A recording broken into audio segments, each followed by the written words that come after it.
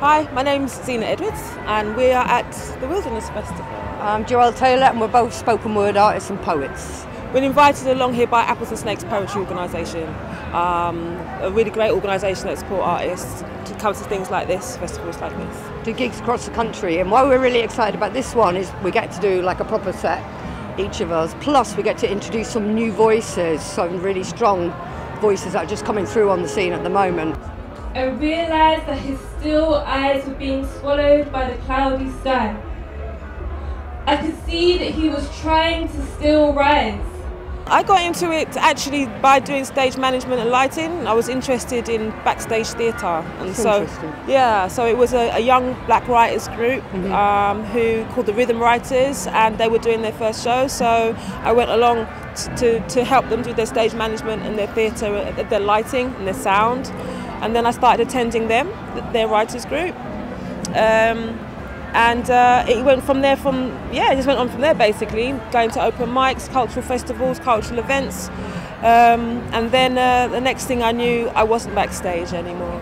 I was on stage. Okay. Waiting is a place for you. Patience is a healing mood.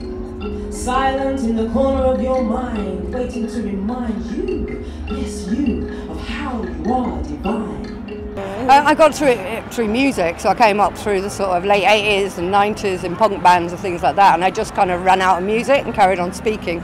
But weirdly, we've got a similarity in that we both worked in theatre as well at the same time, so I wanted to be a playwright and I was doing all that. But it takes so long when you publish a book or you put a play on, whereas spoken word you can write something in the morning, get up and you live edit it on stage. The audience tells you what needs to go. Yeah, I mean, music and spoken word, they're inseparable for me as well, because I worked with so many different bands as a vocalist for a while.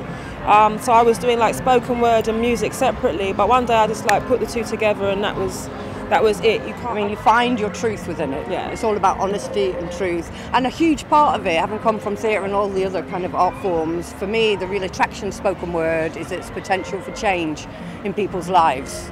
I mean, it has a hugely transformational effect on people, not just on the stage, but in the audience, and the strength of the relationships that network across the whole country. Graffiti, the city's obituary, cut by street artists, cultural terrorists and infantry, sprayed in blood and ink.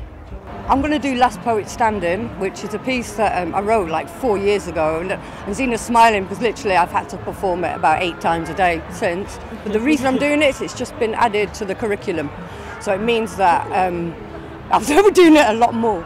And for me, it's had a huge effect on my personal career, but also because it's about the young people that I work with, it's a sort of homage to them and a testament to their beauty and their struggle.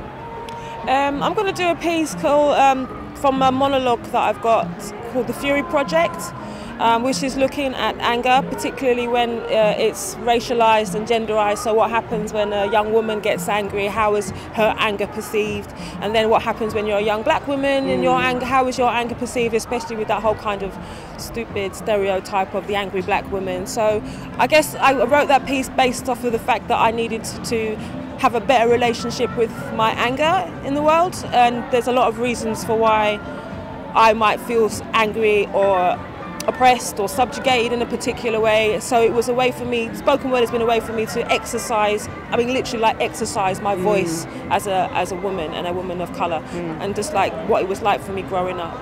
So I think that's an important thing, is that, you know, young women have an opportunity to be able to express their creative voice, or to express their voice creatively. Definitely, and I run the National Youth Slam, Ambassadors UK, and I've noticed over the last 3 or 4 years the number of women who are becoming spoken word artists has absolutely multiplied beyond all belief. Like when I started, there was me, Patience and Barbie, Jules Denby, and you know, and I'm struggling to think of anybody else. Do you know what I mean? And now it's like we've got a really strong woman set tonight. It's not exclusively female, but the voices that are coming out of it are some of the most powerful, I believe, in the whole country, because they're coming from another perspective that we don't get to hear or read, you know.